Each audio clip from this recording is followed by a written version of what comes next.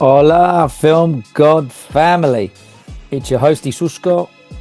Welcome to another episode of the Film Gods, where we document our generation of moving image makers. And today, a little bit left field, but when you get the opportunity to speak to a BAFTA and an Emmy award-winning cinematographer, the only answer that you can ever have is yes, absolutely. Where do I sign? How do I get him on? And today's guest works in wildlife, documentary filmmaking, and niche specifically into underwater. And I kind of describe it that in a parallel universe, as there are obviously multiple or infinite universes, there is a universe somewhere that I'm an AD, I have this podcast, and this episode was recorded, but mermaids exist. They exist. And someone in the mermaid world that works for, Underwater Pictures presents The Little Mermaid.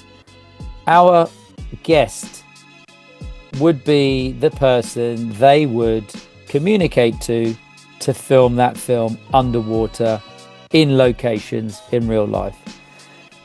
His IMDb, his list of shows that he's worked on, the Blue Chip, the Blue Planets, and all these new, amazing, phenomenal, beautifully shot shows.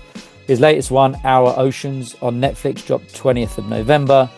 I watched the first episode and I implore you, watch it and watch it with your kids, because the editing's nice. It's got some kind of some cultural reference editings and that kind of stuff where it will make you laugh. There's a few bits that will make you laugh, but if you get to halfway through and see the bioluminescent sequence shot and not think, this is one of the most beautiful things that I've ever seen, I'll give you money back, 14-day money back guaranteed.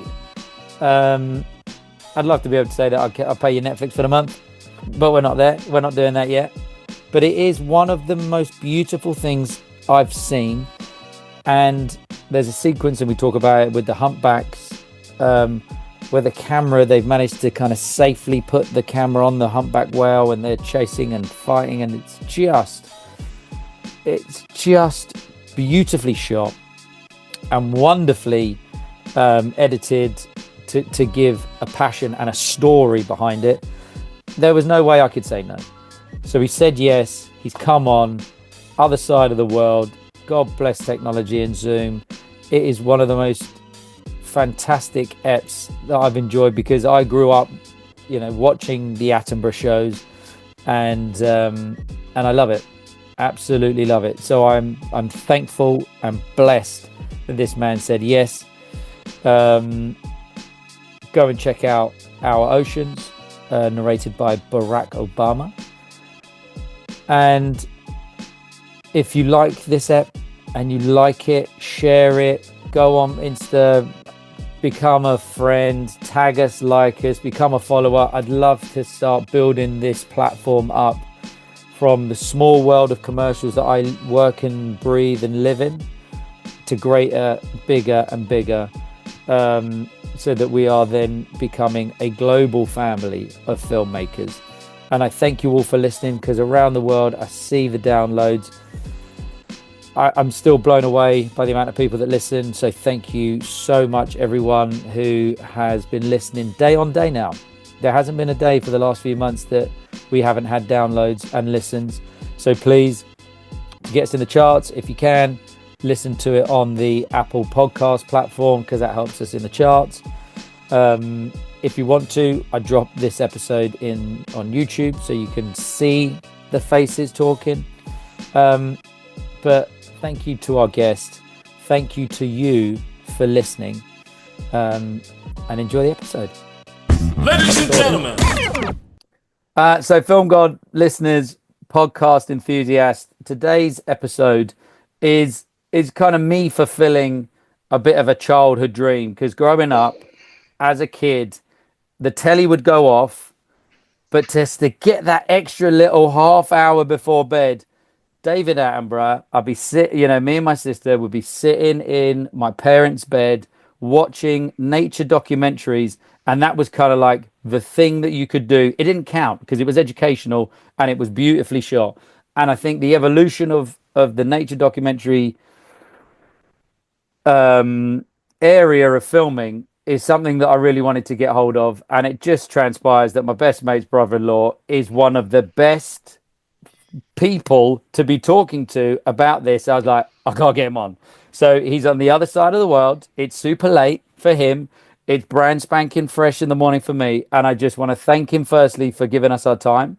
But getting straight into it, what is your name and what's your role on the call sheet? Hey, Cisco. Thanks for having me on. Yeah, so my name is Roger Munns. And yeah, I am a wildlife cinematographer, underwater director of photography, cameraman, all those things. Amazing. And was that always the dream? Was there something that happened to you? And if you can look back and join the dots, what's that first point that you go, this was the jumping off point to be where you're at and doing what you're doing? Yeah, good question. Listening to you talk about your passion for like wildlife documentaries when you were younger, I really wasn't into it. Like so I grew up in Cornwall, kind of a few miles from the ocean, kind of nearer the moor than the sea, kind of rural area, very, very sort of farming kind of stuff, touristy a little bit. And yeah, I was a quiet kid, like quite nerdy, quite academic, into my computer games. I wasn't particularly outdoorsy or like into the water at all. And I really wasn't into David Attenborough. Pretty much everyone in my industry, the first thing they say is like, God, I just love David Attenborough as a kid. And I always wanted to do this. And I'm like, oh goodness. I did not. I had no idea what I wanted to do. So things changed for me a little bit when I went to sixth form college, and I met a bunch of kids there who I really gelled with. And they all lived down by the beach. So I used to go and hang with them down in Polzeath. And that's when I got into like surfing. And while I was at uni, I studied mathematics. I was good at it. I didn't know what I wanted to do, so I studied that. And at that time, I kind of thought I might go into finance or accounting, or I have no idea. Wow. So I just kept I know, right? I know. Took a hard pivot somewhere. Yeah. So I kind of got in with these guys down the beach. And when I was coming home from uni, I would go and live down at the beach. We had a caravan that we bought from a member of the clergy. We called it the vicarage. And me and my mate used to live in the vicarage on a campsite. And I worked in a surf shop, and I worked in a bar in the evening, and we just surfed all day, and hung out on the beach at night. And it was kind of I was basically a surf bum. And I carried on doing that until I was like 24. I left uni and I just went straight down to the beach from graduation, and lived that kind of surf bum lifestyle. And I would travel in the winter to like Indonesia or Mexico for the waves. And then I think I hit a point at like 24 when I was like, right, I probably can't or shouldn't do this forever. I need to kind of find a path, or, find something that I'm interested in doing that can be a career, or at least just change things up, get out of my comfort zone. So I bought like a one-way ticket to Australia. And I think I flew to Sydney in like mid-December with about 500 quid in my pocket. And I just got work in a bar as a waiter in Manly, saved up some money, traveled the coast, and I was still surfing, but I wanted to be out there on my own and just kind of push myself a little bit. And that's when the surf went flat in Byron Bay. I didn't have much money, and I walked into the local scuba diving center, and I didn't have much cash. I was a scuzzy backpacker, and I was like, hey, can I work for you guys for a free dive course? And they were like, oh, mate, you can work for us first, and then we'll see. So I'd worked for them for like a week. I was like scrubbing masks, filling tanks, cleaning the boat when it came back with the divers.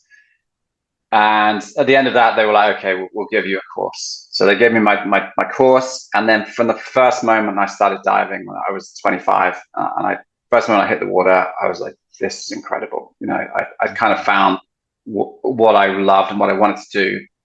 And I just thought, I was looking at all these guys around me who were super cool, and they were like dive masters and instructors, and they looked like gods to me. You know, I was like, oh, you guys are so cool. And you're getting paid to travel the world and dive in these exotic locations. Like, I want to do what you do. So I kind of went on this path to become like a dive professional.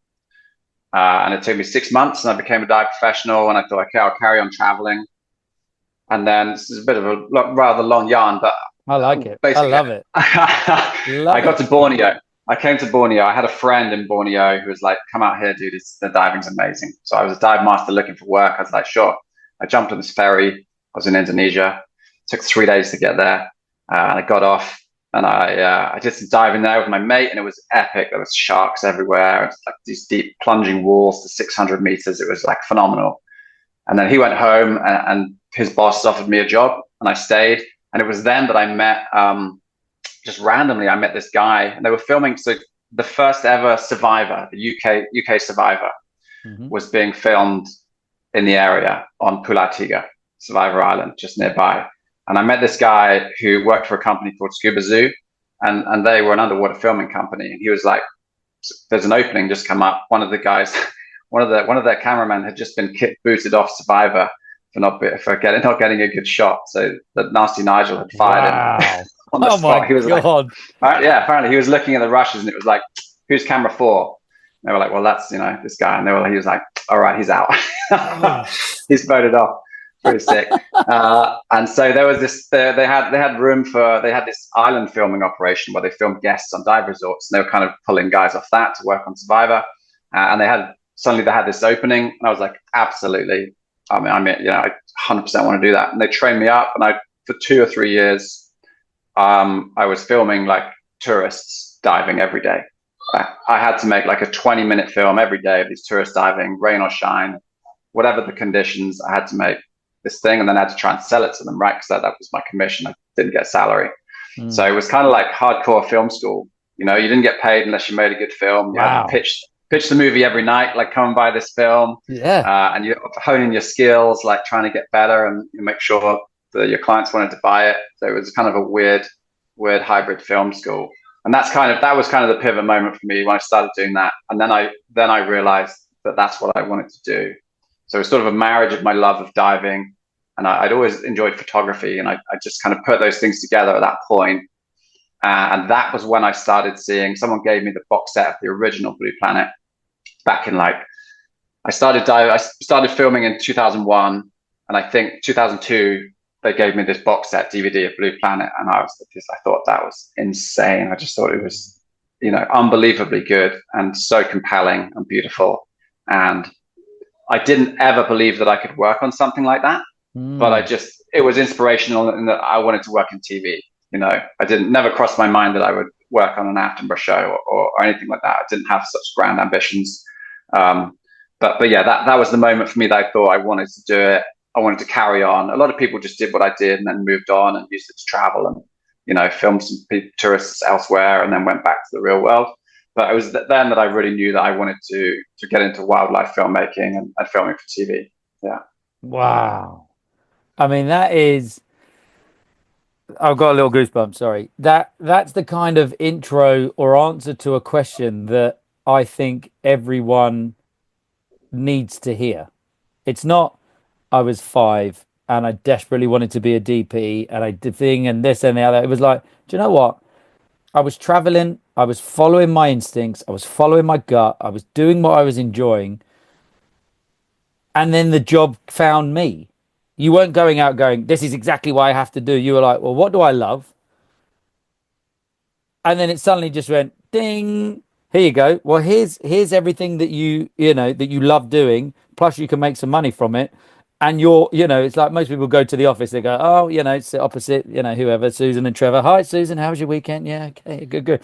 Your office is the planet and specifically what I want to talk about are the ocean, because you've just got Netflix has just dropped their new series, Our Oceans, which I watched the first step yesterday. And it's absolutely beautiful. I'm going to say this now and everyone can hear it. I'm not a massive film head. People go, "Oh, did you watch that film with it?" Like, no. What about this film? No. No. But I watch stuff like you've shot, and that to me is pure, beautiful cinema. I mean, gorgeous. It's phenomenal.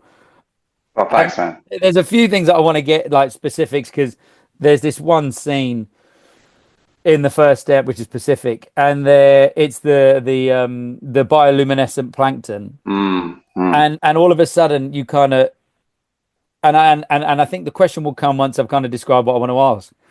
But you see that, and it's happening, and all of these, the seals go in and they're chasing, and you see these shadows, and it looks like you're kind of messing with the frame rate, and it's like that blurry image.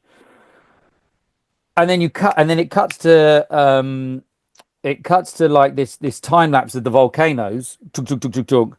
And then I picture lightning, and you kind of go, well, what you're doing is you're showing how every part of nature actually is joined together, and the cinematography is, I mean, beautiful. I can't even say beautiful, but you're given such beautiful things to shoot. It must be really hard at times when you go, what do we leave out? Like right, and that was a bit of a wax lyrical because I just think it's the most beautiful thing that I've seen. And as you said, Thanks, the Blue dude. planets, all of these nature documentaries, I think push technology of filming, whereas we just shot on 35 and it was the same camera, digital came, we just shoot and we're in a studio. But I think that nature documentaries, well, what they do, they push the boundaries of what can be filmed and how it can be filmed and the environments. Like we've got concrete floors that we put dollies on and sticks and lights and things. You're in the middle of an ocean surrounded by hundreds of sharks going, am I going to get out of this? How, And there was this one that, and I'll stop waxing lyrical, but there's the one shot where the sharks are chasing the seals, and then the shark just kind of comes, and you can see the camera, but you forget that the camera is a person, and it kind of comes to it, and it scoots round, and it's trying to do the thing. You're like, you're in the middle of beautiful mayhem, and the way that you can piece it together, and the narrative, and all of the things, and the camera work, the drone stuff's phenomenal. And the drone going into the water, I know it's not, but the cut that goes into the water makes it look seamless. I think everyone can hear that I love nature documentaries. So I'm gonna put my own little thing aside. So you've you've kind of found your passion. You've done some stuff on Survivor. What was that first job, or what was that first opportunity that you kind of suddenly went from, or the the limiting beliefs or that imposter syndrome from going, I'd film random people, at a coral, to then finding and shooting narrative wildlife Sure. documentary. What was that moment? What was that job? Yeah, sure. So I think I was lucky in that this company I worked for, Scuba Zoo, they kind of had their fingers in all kinds of pies, right? They were filming tourists. They were supplying cameramen for like TV programs, which back then might have been sort of presenter-led travel shows, or kind of reality shows, or kind of like that lowbrow stuff. But they had ambitions to do more, and that was great. And I kind of stuck with them. And I think my sort of intro into TV, I think the first thing I shot was it was like a Dutch travel program, and they needed an underwater camera person for one day to film their presenter having a little snorkel around some reefs in Borneo. So I did that. And then back then, I don't know if you remember the Really Wild Show. Do you remember the Really Wild Show on the BBC? That does Michaela well. Strachan and Nick Baker. And so that was like a kids' TV show, but had a big budget, and they would travel the world looking at wildlife. And they're all naturalists working on the shows. And that was a bit of a stepping stone for people because it was quite simple sequences and storytelling, but nevertheless quite high production value. So I got a job on a couple of those, filming with Nick Baker and Michaela in some exotic locations in Indonesia and Malaysia and Thailand. And I worked alongside a guy called Mark McEwen, who you probably don't know, but he's like a wildlife filming royalty. He's like a topside guy that's worked on pretty much every Attenborough show you care to name. And back then, he also was cutting his teeth on the Really Wild Show. So I did a few of those, and then as always, I think in this industry, someone just takes a chance on you. You get that opportunity, and I think it's so hard to break into. I don't know what it's like in your industry. I imagine it's similar, but certainly well, I get so many people asking me, how do I break into this industry? You know, emails, Instagram messages, and it's hard. And really, what happened with me is what has happened with a lot of my friends, is that you work hard adjacent to it, you do all the stuff you're supposed to do, or you weave a path that's different from everyone else, and then finally someone gives you a chance, and that might be because another guy got sick, or you're just in the right location. And in this case, it was a producer called Miles Barton at the BBC, who sadly passed away a few years ago. But he was working on Life in Cold Blood, which is an Attenborough show about reptiles and amphibians. And I was situated here in Borneo, and we have this amazing event at Sipadan, which is it's basically a turtle mating orgy. What happens is all these green turtles come together, and you get like 10 green turtles fighting over one female turtle, and they'll grab onto it with their hooked flippers, and then someone will grab onto the other male, and then they bite each other and try and kick each other off, and it's like extremely violent, not what you'd expect from turtles. But we were here and we could do it cheaply. I was here, it was kind of low cost. It was a low cost punt for him, low risk, low cost. So he was like, go and film this for me. And I had this was before kind of not pre-internet, but there certainly wasn't Instagram or WhatsApp or anything like that. And I think I basically had a 1 hour call with Miles, who was in Bristol, on the phone. And he kind of described to me what he wanted. And then that was it, I gave him a budget and went off and did it. And filmed this sequence over 2 or 3 weeks with the help of some other shooters came in, and I had to go off on another shoot, and they helped kind of finish it off. But that was my first, what we call sort of pure blue chip landmark documentary, which is that at Attenborough, no presenter, sweeping score. Those are the big blue chips that everyone wants to work on in our industry. That was my first chance. And luckily I did well and I delivered. And it was a pretty popular sequence. And that was that was the moment that the door kind of cracked ajar for me. But the BBC back then, we used to have the nickname the Big Boys Club, because it was just so hard to break into. And even when there was it was such a tiny niche, and they were probably underwater back in the early mid noughties, 2005 to 2006. There were probably 5 underwater camera operators that they would use regularly around the world. Wow.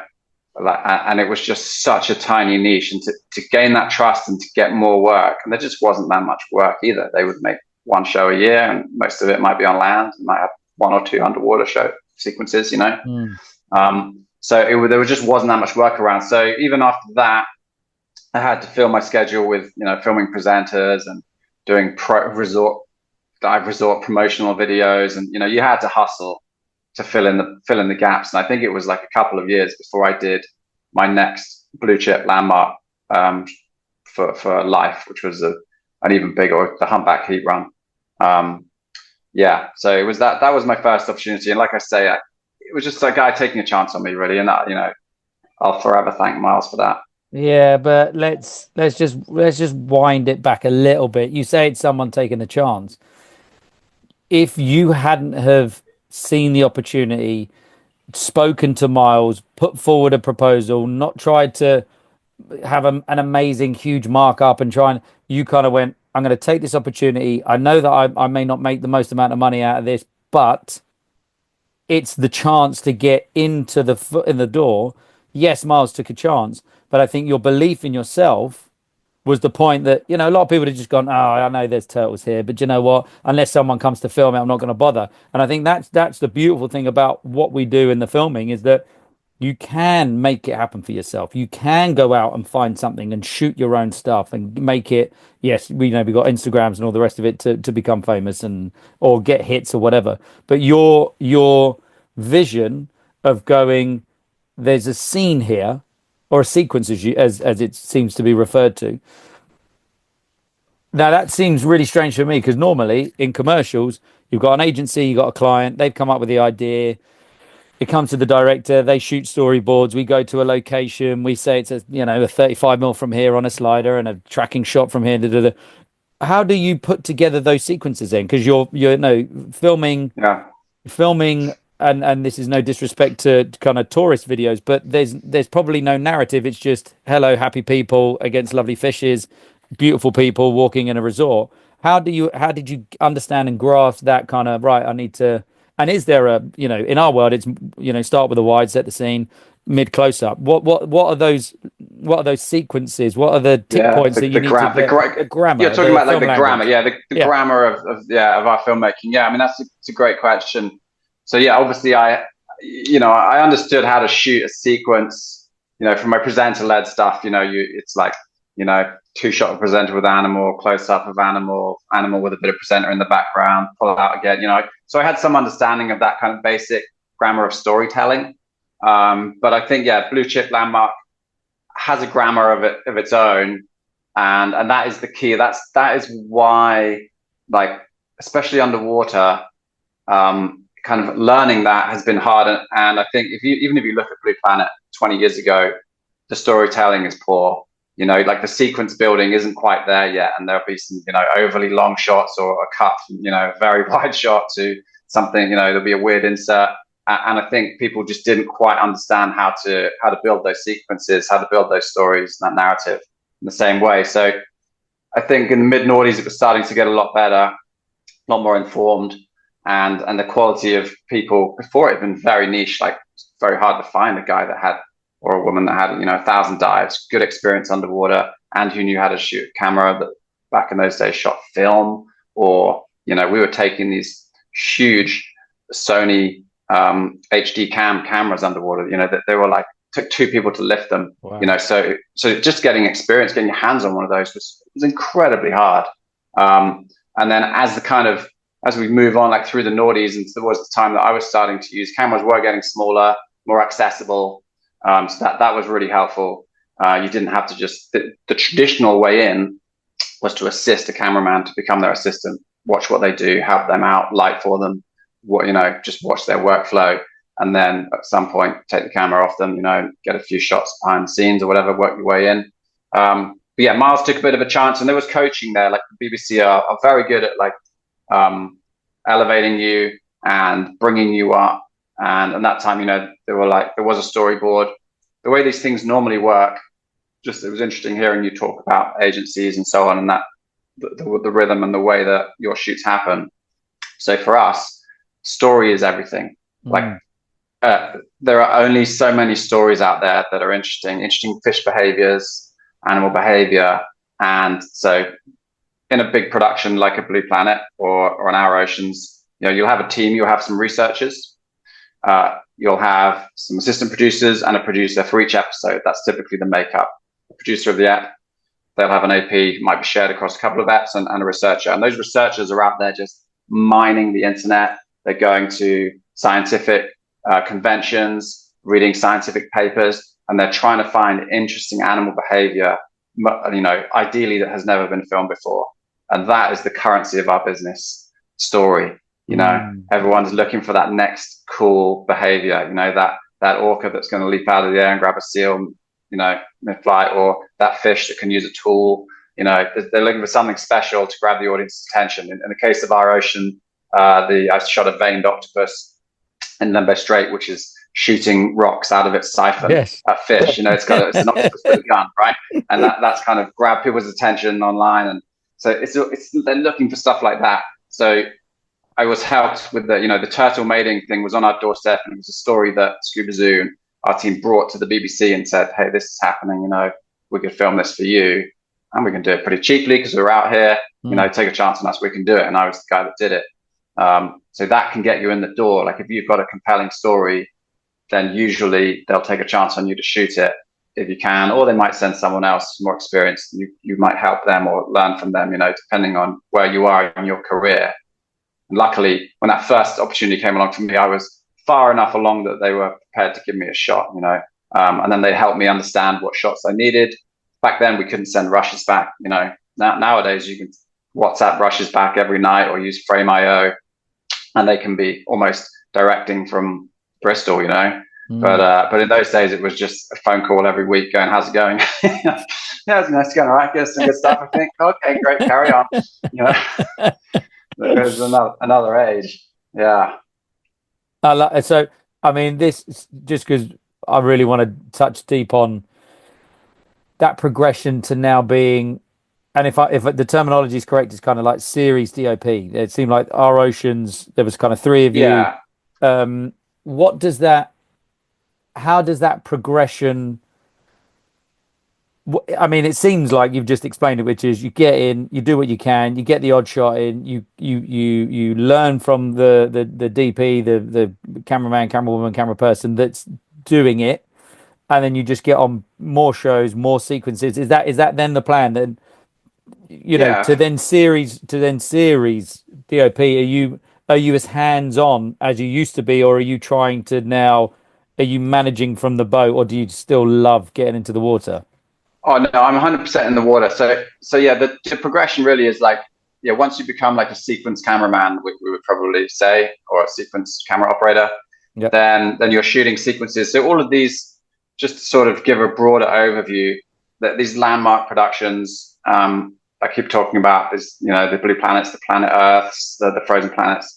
They're typically made up of, between 4 and 8 episodes, and each episode really is a collection of stories on a theme. It's almost like a collection of short stories or vignettes on a theme, right? That theme might be the habitat, deserts, ocean, coral reefs, seagrass, or it might be based on, whether mammals, amphibians, it could be classifications.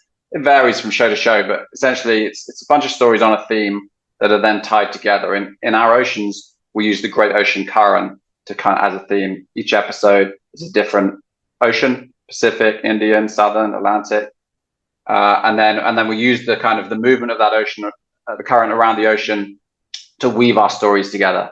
But yeah, so when you get employed, typically you'll be called up or emailed by a producer or an assistant producer, and they will, unless you're bringing a story to them, they will find you and they'll say, "We've got this story.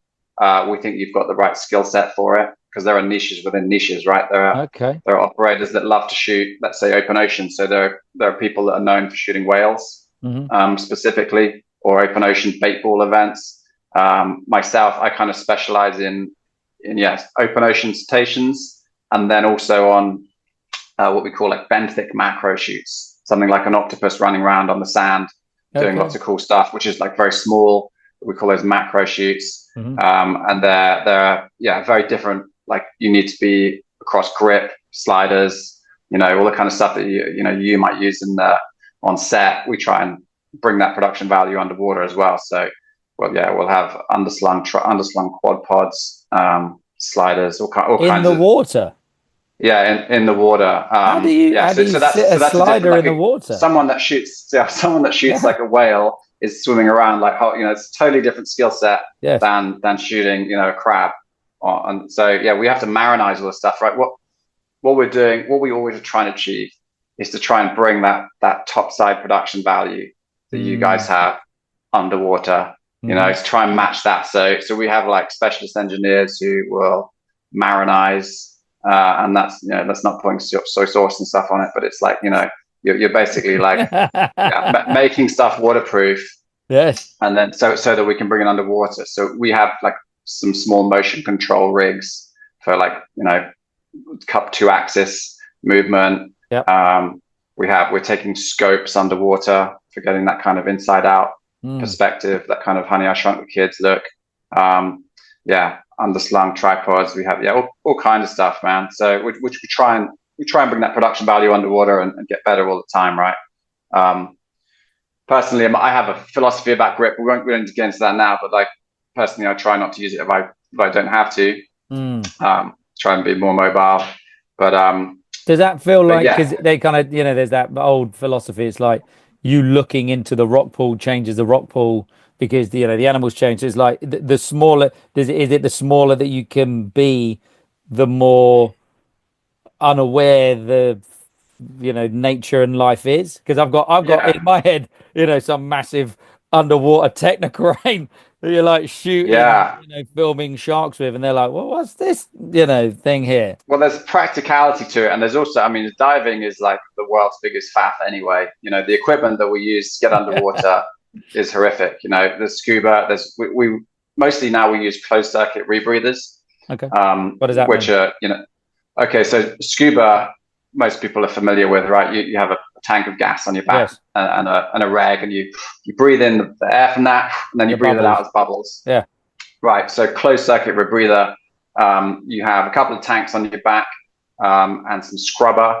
And then what happens is you breathe in the oxygen, comes in through here, and then you breathe it out through another loop.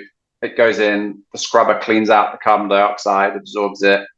You get a little bit more oxygen added, and then you rebreathe it. So it's a closed loop. It's almost like what a spaceship would have. You're basically rebreathing all that air. So you use a lot less air. You're not putting out bubbles, so marine life's not scared of you. The bubbles make a lot of noise going through the water column, and sharks get scared of it. Fish know it's there. So yeah, if you're trying to film something like a hammerhead or whatever, then you get down on the bottom, do a rebreather.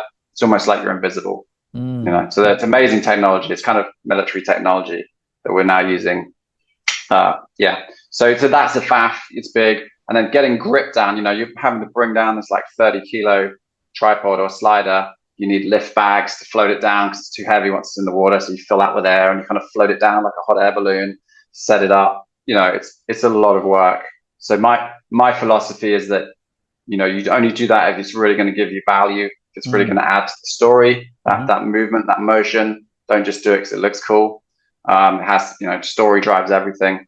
And yeah, I also like to remain nimble. Once you're locked into that huge system, you're kind of limiting yourself, whereas if you're handheld, you can change angle instantly, shift things up more quickly.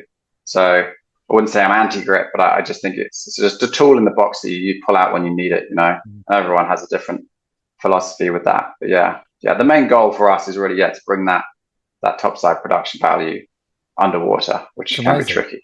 That kind of probably explains how so in the first step, there's the fishes that kind of pop out, the male fishes that pop out and do the dance. And the soundscape is beautiful because I think it's in Mexico or it's near the. That's right. So you got to see the thing. All of a sudden you hear the, you got this Mexican trumpet, and it feels like it's going to be a standoff, and then it changes. And there's a few little bits editing wise that feel that seem like they've taken classic ideas. There's like you're shooting, you see the one pop out, and you hear the trumpet, and you see the other one pop out. So they're like the two cowboys. They're going to thing, and then it cuts to this other one, and the fish just pops in. So it's like someone that's like shut the shutters on it. It tickled me so lovely. And then they start. I'm glad you enjoyed that. Yeah, you're so close in, like the macro lens or whatever what you're using. You are so close to these fishes, but they're still doing their thing. No, it's absolutely, it's gorgeous. They're about that big. That they're about like 1 inch long. So that was. Yeah. That was filmed by Roger Munns, my colleague, and he said he got down underwater and someone pointed to a rock and was like, and he was like, "It's a rock. What am I supposed to be filming here?" And they were like, no. And then he saw this blenny, and it's always the way, man. And the producers are like, "Yeah, it's about it's about this big," and then you get there and it's like it's that big. How am I going to film this? But he used a Laowa scope. So it's often like they use it a lot in like food commercials and stuff, right? Yeah. So it gets you right up close to it. It's got a tiny objective lens, and it kind of makes you feel like you're in their world. But those things are tiny. But we try to use a multi-pronged approach. So like if you look at the humpback whale sequence at the start of Pacific. Beautiful. Please tell me there was some GoPro or so, like, or it looks like how you managed to do it. I have no idea. That was Alex Warren was the AP on that. So the assistant producers typically will come out and direct. So he direct. We had kind of 3 teams. So we had a scientific permit, and we got these scientists, a guy called Lars, to deploy these CAT cams. So they record like depth, speed, water temperature, and they also have like a GoPro style camera on it, like a small action camera. And typically they've been quite poor quality, but we helped, and they got some like high quality ones, and they use like a very soft like latex, and they attach them to the whales. They very gently, like as the whale surfaces, they pop the camera on the back of the whale, and it kind of just sucks on with this very soft latex. Stays on for like an hour, and then it pops off, and there's a small like GPS signal on there. So then they can then track it, collect it, take it back, and go through it and see what was on it. And they managed on this occasion, they managed to put some calves, right? And you can see the calf is like milking, getting milk from its mother, and they also had the fight sequence during the heat run. Yeah, it makes oh it makes my the fight God. sequence. Yeah. It really does. I filmed the underwater shot. So the second team was me underwater with my assistant Kim, and Alex was directing, and then we also had another team flying drone. So those three things combined to make that sequence. And for me, that was one of the best covered sequences I've ever worked on. Like, there's no fluffing in it. There's no sort of. Sometimes you can get away with a bit of narration driving the story while you just look at some sort of generic images, and while the narrator's telling you something, but everything. We just got all the behavior in that, and the CAT cams just provided the energy.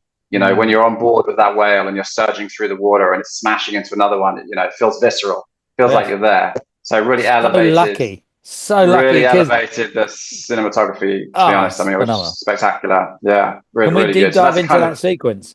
So let's say for that sequence there, you've kind of gone right. We know that these humpback whales do this. At what point in the year is it a multi-year thing? Does it did you shoot it kind of 1 year, didn't get it, shoot it the next year, didn't get it, or is it on a day you just get lucky and it, or what is that time process?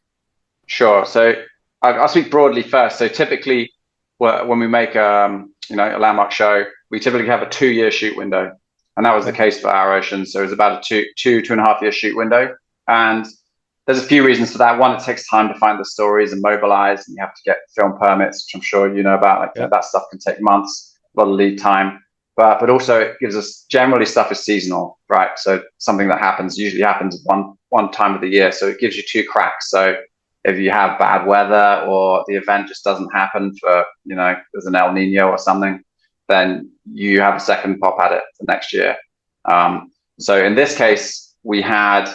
It's a seasonal event, right? These whales are coming down from Alaska. They travel thousands of miles to Hawaii in order to give birth, because the water there is calm and warm, and the mothers don't feed for several months, so they need somewhere that's very relaxed, calm, and they just literally are transferring all their body weight into these calves while they don't feed. And Hawaii is that place for them. And there's a population of about 10,000 whales that make that journey and hang out in the waters around Maui. So we knew what time we wanted to be there. You've normally got, the calves are born.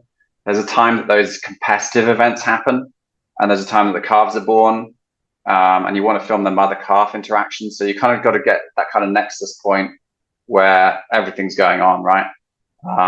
And we did. So we were there in February, around February, and we have a 3-week shoot, and that's pretty typical for most shoots. Can be longer, can sometimes be shorter, but usually it's like 3 weeks on the ground. That's the kind of time it takes to get most behaviors well and cover it as well as you want to. Sometimes you're at you're on day 18, 19, and you still haven't got it right. Everyone's getting sweaty. And other times you rebook the hotel for another week, guys. We're gonna you got to make those calls, right? You're like, do we stay or do we give up? Do we pump more money into it? So in this case, we did 3 weeks, and we did very well. Like we got some really nice encounters. First round. We went out there and we did it, and we had part of that success always is like local knowledge, and in our case that was Kim and our captain who have been at those events before in Hawaii. And their knowledge of sort of how to approach the whales at the surface without disturbing them. We have scientists on board as well who, will make sure we are not having negative encounters. So if she feels like the whale has reacted negatively, which you can see at the surface, if it moves off rapidly or whatever, then she'll be like, okay, we'll leave that whale alone. So there's a lot that goes into it in that respect to make sure, obviously, our primary focus is, if it's just TV, so you just want to make sure that no animals are stressed out during the filming of anything, just to make some TV that's not worth it. So we're always very, very conscious of that. I think the ethics of, we pay actors, they learn lines, we set the environment up. You go into their world and try to be as invasive as possible so that the natural thing can happen. But are there ever moments that you feel I'd say for the one instance, there's the shark that's caught, because I think what the beautiful thing that our oceans has done is that it shows you all these wonderful things that are happening. It then intersperses, it kind of cracks a door into that world, and then it intersperses it with kind of going, the human element. But we're doing this, but we're doing that, and we're affecting this and we're affecting that, which is quite nice because you kind of get, especially for younger viewers, that just see these beautiful things and go, yes, but this is what the humans are doing.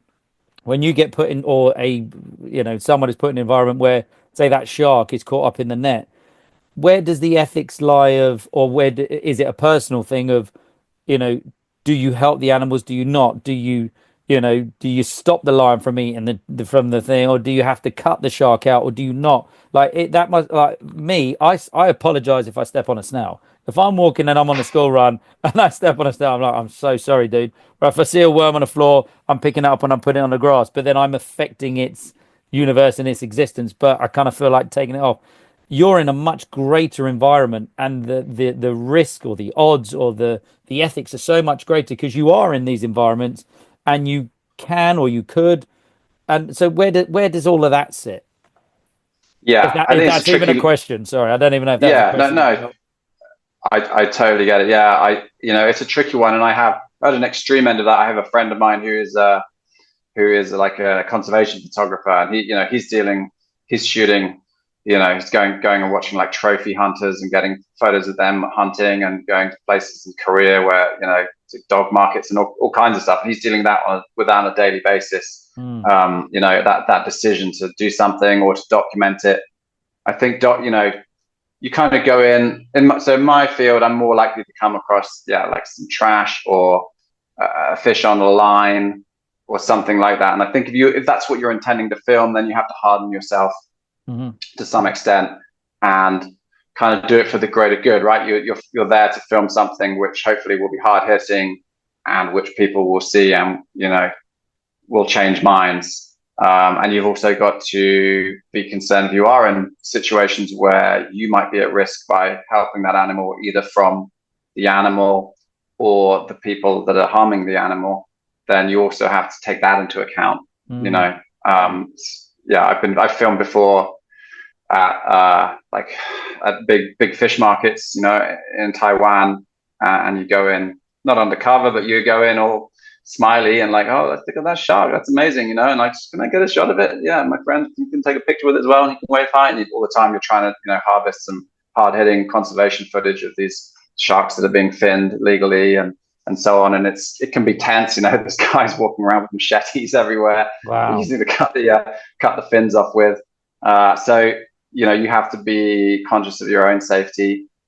But there's no easy answer. I think in some situations you're going to intervene, and in others you aren't.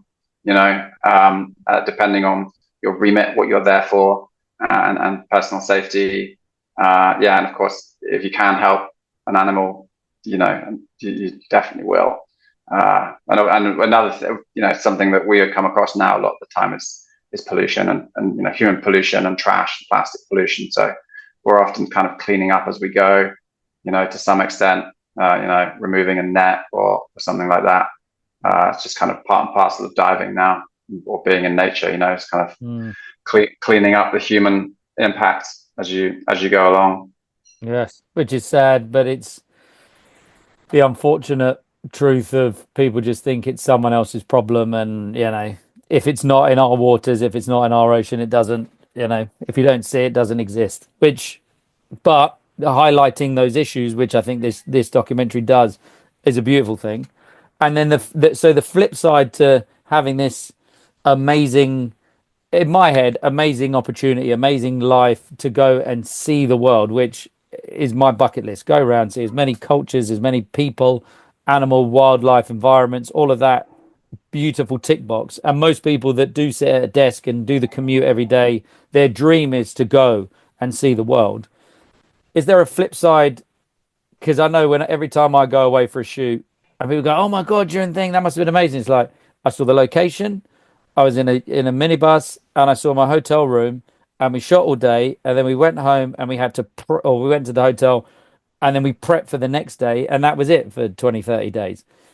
and my wife is at home having to deal with the kids. You know, that kind of the flip side to it. Everyone goes, "Oh my God, it's amazing." What's that been like? Because I guess if you're away for 3 weeks, 4 weeks, 5 weeks, 6 weeks, how does that affect what it could for some people be the most important thing, which is their family life? Yeah, yeah, that's a strong question. Let's just go. So, yeah, I've got a couple of kids and a wife, living out here in Borneo, and I mean, it's such a compelling part of doing what I do is the interactions with the wildlife. You can't. It's such a driver, right? I mean, being in the water with a 50-ton humpback whale that lets you into its life, and that's Wow. as the calf swims down and you're right there. And, that is it's such an incredible privilege, and I'm fortunate enough to get paid to do it. And there's pressures that come with it. I'm not just not just sitting back enjoying it. I've got to get a wicked shot, right? Gotta get the shot, But or obviously, Nigel kicks it's you out. We know what exact happens. exactly, man, exactly. I learned that at a very early age.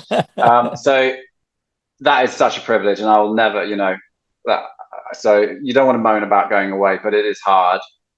It's hard on me. The travel is hard. The work is hard. Our typical day is, it'll be a 4:30 start.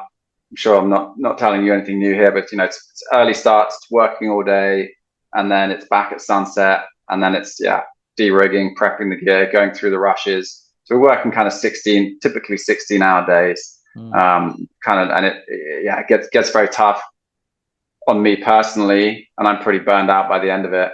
And then obviously while I'm away, my wife is the primary caregiver for our kids. My kids miss me and I miss my kids, and she's having to do everything without me. So it's hard on the family, for sure. I probably do, trying to think, like I do between 100 and 150 days a year on location. Wow.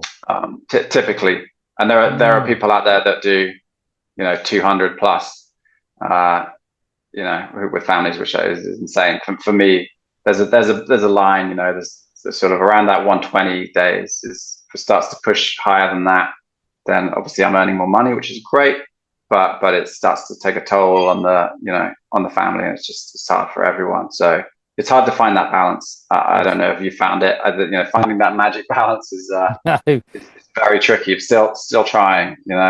Well, if you find it, write the book. I mean, it'll be a bestseller in our industry because it can be tough. And as you said, there's bills and mortgages to pay. And once you find, I think, from my perspective, Fee, knowing that I love what I do can make it. It doesn't make it easier, but at least she knows that it's a passion. It's not. I'm not. I think there's an understanding that it's for you, it's a calling, it's a passion, it's what you're great at, and your ability to do it, as you said, is a gift. Some people are just working for loads of money and they're just working for the money. You started doing this before you were getting paid. You were doing this because this was what you love to do. And I think that comes through with your story. I think that comes through with how you talk about it. And you've gone from, and what I love to hear through people's stories is where your story, where you look back, you go, I was gonna work at Canary Wharf, I was gonna be a banker, I was gonna work in the city, I was gonna do something, but you knew that wasn't for you. You had the courage to just go, I'm not gonna do it. As yourself in called beach bum or surf bum, or you kind of you had a calling, you went with it, you went with everywhere, and you did everything that you thought was right at that time. And through all of those experiences, because your IMDb is like a wish list of most people that do what you want to do. It's the best shows, telling the best stories, using probably the best equipment with the best people. And you've now reached that point where you're now in charge of the series. I think that just goes to show the commitment that you've had and the commitment that you've given. And it does. The industry does ask a lot. We miss birthdays. We miss, friends' parties, friends' weddings, this and that and the other. But I think your core friends and those families understand that there is a reason and a purpose for it. and Yeah. as lovely as it would be going to, a mate's 40th, if you had turned down the opportunity to go and shoot something that was your highlight, your mate would probably be like, what the fuck are you here for? Just, you want to be there. I know you want to be there. We'll just catch up when you're back. That, I think that sets the difference between doing a job that you hate just for money and doing a job that you love that you would do for no money. Yeah, yeah, it is. Yeah, I think that's a very good point, and it is a kind of a bipolar lifestyle as well. You do kind of have two lives, that are running parallel to each other, and it's interesting. I don't know if you find this, but I certainly have, like, you form when you're in. I'll be on a shoot for 3 weeks with people, and you're living in a house or on a boat in very close proximity. You would never live that way with even your close friends back home. So, like, it's very kind of intimate. You're all over each other for like 3 weeks, and you form these very strong relationships with people. They become your best mate within, like, they have to. They're either become your best mate or you fall out quickly. It goes one or two ways, right? So you form these really strong relationships with people, and then after 3 weeks, you and your best mate are just like, all right, see you then, and you may never work together again. So I find that quite hard to deal with as well, because you kind of, you form these strong bonds, and then they're just snapped. So that can be quite an unusual kind of emotional roller coaster.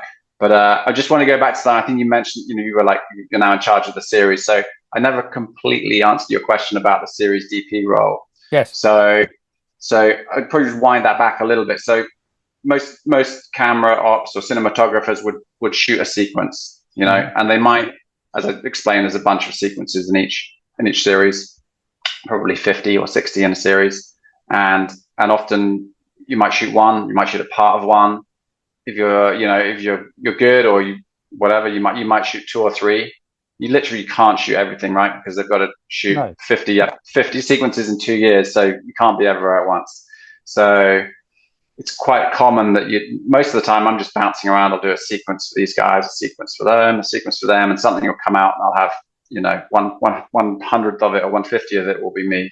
And then with Blue Planet 2, and then again with Our Oceans, which has just come out, I had the opportunity to be more heavily involved. So for Blue Planet 2, I think I shot 9 or 10 sequences across the series. Is that what you won the Emmy for? No, I won the Emmy for Life. I won a BAFTA for. Oh, sorry. Get it right. Get it right. Jesus. Yeah, the Emmy was for Life. That was a different one. Wow, amazing. But yeah, so like, I was very fortunate. So with Our Oceans, it was an opportunity for myself, Roger Munns, and Justin McGuire, with the three sort of series DPs, and our roles really were, rather than we're normally contracted shoot by shoot, right? So we had like an overarching contract, and we, for like 18 months, to work exclusively on that program, which is the first time I've ever done anything like that. And it's done in the industry, but not that often. And we also had a role in terms of sort of crafting a style and a look for the series, and putting together a shoot Bible. And then also, it was COVID times, right? It was, the pandemic was in full flow. We started principal shooting in early 21, I think. So it was like Delta, I think, the Delta virus had just come out. Everyone thought it was over, and then suddenly that was out. So a lot of the world was shut down for the first year of shooting. So we did a lot of remote shoots, where we would use local operators, say in Japan or Australia, and then they might, kind of as Miles did for me 20 years ago, there would be some coaching involved, just in terms of the grammar, that usually these people were very good operators, but might not necessarily have shot blue chip before. But you were kind of forced into the situation where you had to take a chance. So we would use them, and then I might get involved, get on a few calls with them, explain a few things, be there on call in case they had any issues with technology or lensing or whatever. So it's kind of, helping to consult and advise in that way. And that was a strong part of the role, especially for that first sort of 9 months where we couldn't get out on that many shoots. During that time, I was kind of locked into Malaysia. So we would have a 12-week lockdown, then we'd come out of it, and we would go and shoot some sequences here in Malaysia, because we couldn't leave the country. We could leave or we couldn't come back in. So we were kind of locked into Malaysia, and we were shooting that there. So that was kind of the series DP role, was really that. I certainly wouldn't call myself like the boss of any of the shooters, or I wasn't in charge, but I was certainly there to advise and help. But we had some incredible other cinematographers that work in very experienced, so it's, in that respect, there wasn't much for me to do with those guys. You're there if they need help. But yeah, certainly in terms of like crafting a shoot Bible and sort of shoot style, that's what the three of us were responsible for. And of course, shooting a lot. I think I did eight sequences on the show, and Roger Horrocks probably did a similar amount. Justin was the top side guy, but he probably shot a similar amount as well. So we kind of got to shoot the lion's share of the show between us. We probably shot good 40% of it between us. Wow. And is that then the kind of the pinnacle, the plateau of where you've been reaching? Is that now, series DP? Do you then go direct? I mean, it doesn't sound like there is a director, because everything is what well, more in the field there's a director. Yeah, okay. Yeah, we have directors in the field who are generally assistant producers, or maybe the producer comes out and directs. Yeah, or even sometimes the researcher. But yeah, there isn't. Yeah, in terms of like advancement, I guess there isn't anywhere else to go. Most people would just continue to shoot, and we do it because we love to shoot. We don't want to be sitting. The DP role, I think, in what you do is very different, right? They might not necessarily pick up the camera. They're going to be talk to the director, crafting and telling people what to do. But that's not why I'm in the game. It doesn't really exist in wildlife filmmaking anyway. But I wouldn't want to take that step. Certainly not yet. Even if it were available, I want to be in the field. That's why I do it. I think if I ever stopped being in the field, I'd probably find something more lucrative to do and less stressful. I don't want to be the guy sitting at home going like, have they got the shot? Oh man, it's bad weather. How are we doing? Oh no. Yeah, they give it a few years. I'm going to see you on the train going to Canary Wharf in a suit. Yeah, well, I knew I'd get there eventually. Yeah, going to those hedge funds, man. Yeah, man, let's go make some money. No one's in this for the money, man. No one's in it for the money. We do it for the love. Always have. Yeah. And that's and now you've kind of reached here, because that it's got Barack Obama narrating, which actually, because I've seen a couple. There was one that Morgan Freeman did for another show. I will always be a David Attenborough person. I mean, it's just because he is the voice of nature, but it works. It's nice. It was a nice little subtle change. You kind of, his intonation was good. It seemed to work. It was nice. It was beautiful. I mean, it looks, and as you said, because it's shot and it looks so beautiful, you don't need the constant narrative to tell you what you're seeing, because you're seeing it. And that bioluminescent scene, some of those, some of the drone shots, that kind of 360 drone shot of the dolphins, I was like, where's the boat? Like, how I can't see the boat. How far? Normally we shoot and behind camera is just a horde of people and tents and things. When you're chasing those dolphins and they're doing the splash and they're doing just whipping 360 around them, I'm like, they're in the middle of nowhere. And that must be the beautiful thing, is that you get into these environments where it's you, it's nature, and there's no in between. That is definitely one of the things that I love. Being on a remote island as the dawn breaks and you're about to hit the water, and there's no one around. That's a pretty special feeling. Although these days, and I blame Instagram for this 100%, but there's a lot of tourist dodging now. A lot of these beautiful national parks and coral reefs are getting kind of choked by people looking for a selfie. More so than 5 or 10 years ago. It's pretty wild. I think a friend of mine, Alex Vale, just did a piece on BBC Earth where he's out filming snow leopards, and then they cut to like the 100 photographers that are like all around him, all trying to get their photo of a snow leopard while he's shooting for a BBC Asia, or what I think the production was. Yes. And that's kind of what we're coping with now. And you sometimes have to put down your camera because some tourists are swimming past, or you literally can't shoot because they're swimming inside the school of fish that you're trying to shoot. Photographers are flashing strobes everywhere. So that is one of the big challenges now, is that it's kind of the over tourism, and there's a lack of kind of, I don't know, I want to say respect, but there's a lack of understanding and how to approach wildlife from people who are less experienced. You know, they're not giving it the same, not as sensitive as they should be being. You know, just mostly because they're so keen to get that photo. So yeah, that is certainly one of the challenges we face in the wild. It's not always the middle of nowhere. You know, I remember when I was filming the heat run segment of that Pacific. Yeah, they were like, I was finning through the water, about to dive down, free diving, and while I was swimming, I just heard this voice. I'm kicking like crazy, right? And I'm trying to get in front of these whales, and I just heard this: "Hey guys, if you look over the port side, you can see a cameraman swimming through the water, probably filming for Nat Geo or something. There he is. There he goes. Give him a wave." And I kind of looked up as I'm kicking like crazy, and there was like a whale watching boat with like 200 American tourists on it. I was up there going, "Oh hey." You're going to end up in so many family albums. This was the time we saw this guy. I felt like my life was being narrated, you know, it's like that movie with Will Ferrell. Yeah, it was pretty odd. So yeah, that's gonna be a challenge. Well, you've kind of reached the pinnacle of where you wanted to go. You're now the one that the tourists want to be filming. You know, the next time you go out, they won't even be looking for the snow leopard. They'll be like, "Oh my God, where's Roger Munns? Where's Roger Munns?" But we get to this point in the app because I think we've just hit. Feels like we've probably hit about the hour mark. I always like to finish with these last two things. It's one, advice to your younger self, and then I give you the floor, and you can give a kind of shout out to anyone, the people that are just camera right of you there.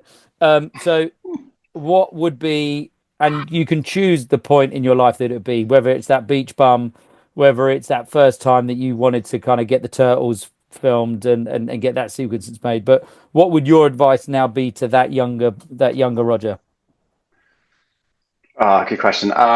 Yeah, I'm a great believer, and it was interesting earlier. You said, you know, you kind of just found your way into what you do. You know, you didn't have that plan when you were 5 years old, and you just kind of like slid into it. And I kind of believe that even when I was doing something that wasn't, you know, doesn't seem directly related to what I do now, you know, I feel like everything has led me down this road to where I am now, and I'm very happy with where I am now.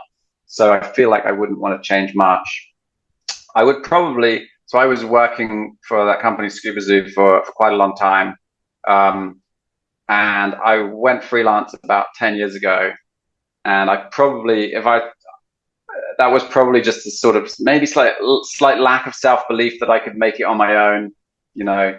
And if I talk to myself, I would say, look, you know, go do that earlier, like get out there earlier, believe in yourself, go out there, you know, because I feel like, don't be represented by anyone else. Represent yourself. Be yourself. You know, and I'd tell myself to go freelance, you know, earlier than I did, maybe 5 years earlier. Amazing. Yeah. Amazing. Self-belief. It's the one that most people kind of come back with. It's kind of believe in yourself and do that scary thing. Just do it sooner. So now look, it's the end of the app. I give you the Film Gods round of applause. I give you the floor to kind of give your your BAFTA and Emmy award speech. Sorry. Then you have the floor, give a shout out, or if there's any projects coming up that you want to give a shout out to, or people, or things, or anything that you want to say, now's your time, sir. Oh, cool. Thanks, Cisco. Well, thanks for having me on. It's been it's been great to riff with you and chat with you, man. It's an honor to be on here, dude. I would say, I'd love everyone to watch Our Oceans, obviously. You know, I'm pretty proud of what we and the whole team did there. You know, I think it's beautifully shot, and I think there's some compelling stories there, which is what we're all about, right? It's all about the stories. Got a couple of things. I'm just starting a new project. I can't talk about it because of NDAs and stuff, but that's like a 6-month shoot next year. Mm-hmm. And yeah, there's me a few things. We have a long gestation period, so there's a few things that I've already shot that will be coming out across the next year or so. Pretty fun one with Ryan Reynolds narrating. So I think that's kind of Deadpool narration. That's going to be really interesting, and that's going to be like a fun new twist on wildlife because they're trying to reach new audiences in our industry rather than the traditional audience. So that's going to be some heavy innuendo laden stuff going on there. Wall breaking. Exactly. It's going to be really interesting to see how that goes down. So I'm excited. I think that'll be out probably mid next year on Disney. So yeah, that'll be pretty cool. But yeah, thanks again, man, for having me on. It was lovely to chat. It's always nice to chat with people in the industry, especially slightly different ones. So that's great, man. Thank you, brother. Amazing. So that was a chat with the king or queen in the game. I'll give it a shout at the end so you all know the name. It's the Film Gods Podcast. The what? The Film God Podcast.